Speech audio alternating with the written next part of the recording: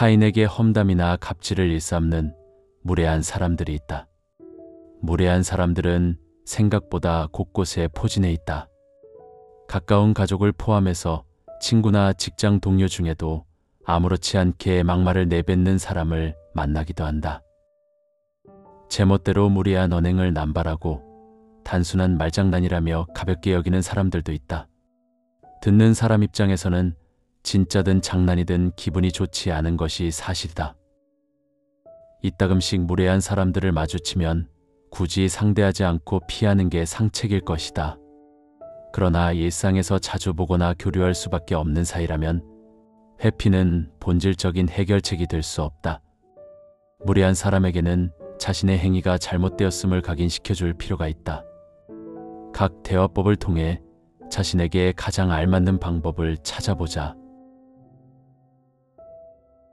빛나는 인생 후반기, 품격 있는 인생 조언. 노후 길잡이와 함께 하세요. 구독과 좋아요, 댓글은 큰 힘이 됩니다. 아, 그래요. 사용하기. 때로는 상대방이 우리에게 의도적으로 도발적인 말을 하거나 무례하게 굴 때가 있다. 이럴 때 감정적으로 대응하기보다는 아, 그래요라고 간단하게 반응하는 것이 좋다. 이 말은 상대에게 큰 감정적인 반응을 보이지 않으면서도 그들의 행동이 당신에게 큰 영향을 미치지 않는다는 메시지를 전달한다. 아, 그래요. 는 상대방의 말을 듣고 있다는 신호를 주면서도 그 말에 깊이 동의하거나 반박하지 않는 중립적인 표현이다. 이 말을 사용하면 상대방은 더 이상 무리하게 당신을 자극하지 않게 된다. 예를 들어 누군가가 당신의 외모나 성과에 대해 부정적인 평가를 내리며 별로네 라고 말할 때 아, 그래요 라고 답해보자. 이 말은 그들의 부정적인 평가가 나에게 큰 영향이 없다는 메시지를 전달할 수 있다. 상대방은 나의 평정심에 당황할 것이고 더 이상 그런 방식으로 나를 흔들려고 하지 않을 것이다. 하지만 이 말을 사용할 때 주의해야 할 점이 있다. 우선 어조가 정말 중요하다. 비꼬는 듯한 말투나 지나치게 무관심한 톤으로 말하면 상대방의 감정을 상하게 할 수 있다. 중립적이고 부드러운 어조를 유지하는 것이 중요하다. 또한 상황을 잘 파악해야 한다. 중요한 정보를 전달받는 상황이나 진지한 대화 중에 이렇게 대답하면 무책임해 보일 수 있다. 그리고 이 말을 너무 자주 사용하면 대화에 참여하지 않는 것처럼 보일 수 있으니 주의해야 한다. 적절한 상황에서만 사용하는 것이 좋다. 아, 그래요. 를 효과적으로 활용하면 불편한 대화 상황에서 중립적인 입장을 유지하면서도 대화를 자연스럽게 종료할 수 있다. 특히 논쟁을 피하고 싶을 때나 더 이상 대화를 이어가고 싶지 않을 때 유용하게 사용할 수 있을 것이다. 그건 당신의 생각이지. 상대가 자신의 의견을 강하게 주장하며 그것이 마치 절대적인 진리인 것처럼 말할 때가 있다. 이런 경우 우리가 흔들리기 쉽지만 그럴 때일수록 그건 당신의 생각이지 라는 말이 강력한 힘을 발휘할 수 있다. 이 말은 상대의 의견을 존중하되 그것이 나에게 영향을 미치지 않도록 하는 방어막 역할을 한다. 상대방이 자신의 견해를 마치 객관적인 사실인 것처럼 강요할 때 이 말을 통해 나는 당신의 의견을 존중하지만 그것은 나에게 절대적이지 않다 라는 메시지를 전달할 수 있다. 이로 인해 상대는 자신의 생각이 절대적인 영향력을 미치지 않는다는 사실을 깨닫게 된다. 또한 이 말은 불필요한 감정의 소모를 줄여주고 논쟁을 피할 수 있는 기회를 준다.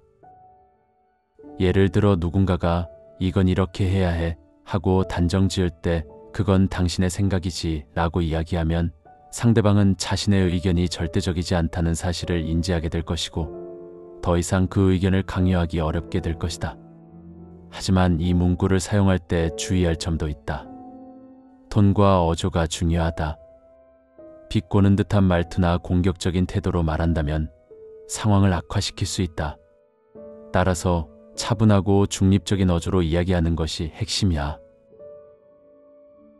빛나는 인생 후반기, 품격 있는 인생 조언.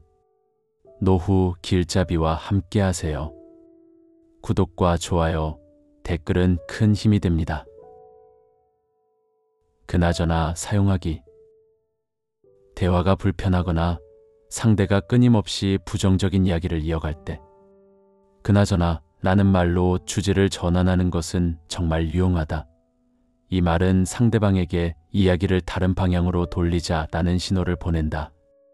때로는 불필요한 대화를 계속 이어가기보다는 적절한 순간에 주제를 바꾸는 것이 더 지혜로운 선택일 수 있다. 그나저나라는 말은 상대방이 불편한 주제를 계속 이어나가는 것을 방지하면서도 갈등을 피할 수 있는 좋은 방법이다. 상대방이 민감한 주제나 내가 원하지 않는 이야기를 자꾸 꺼낼 때 자연스럽게 그나저나 요즘 날씨 참 좋죠? 와 같이 대화를 돌려보자. 이렇게 하면 대화의 흐름이 바뀌고 불편한 상황을 피할 수 있다. 이 표현은 상대방의 말을 직접적으로 차단하지 않으면서도 대화의 주도권을 가지고 올 수 있는 현명한 방법이다. 하지만 이 말을 사용할 때에도 주의해야 할 점이 있다. 먼저 타이밍이 중요하다. 상대방이 말하는 중간에 갑자기 그나저나를 사용하면 무례해 보일 수 있다. 상대방의 말이 일단락되었을 때에 사용하는 것이 좋다. 다음으로 이 말을 너무 자주 하면 대화를 회피하는 것처럼 보일 수 있다.